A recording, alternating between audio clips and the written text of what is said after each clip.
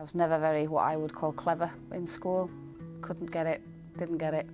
I was sat one day moaning to my daughter about not being able to get into anything because I didn't have my maths, and she said, oh well, I just happen to know about this step-up course that's available. Because I do want to go into special education, having raised my own daughter who's autistic, I had to get my maths, and this has been perfect about it. I love the fact that Kerry spends time with me. She explains in a way I understand, not a structured classroom way, and on the end result is the same, but I get to understand why or how it works.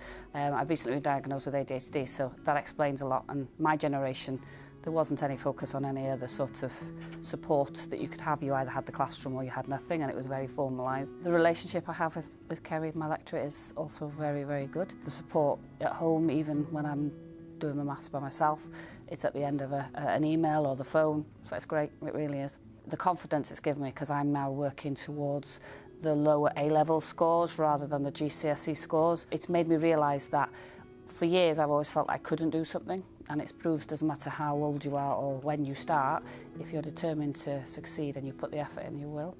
Never turn down an opportunity. Always grab it with both hands. If it's what you want, you'll do it. I'm 52 and I'm doing it. You're never too old or too young to start something new. Go for it.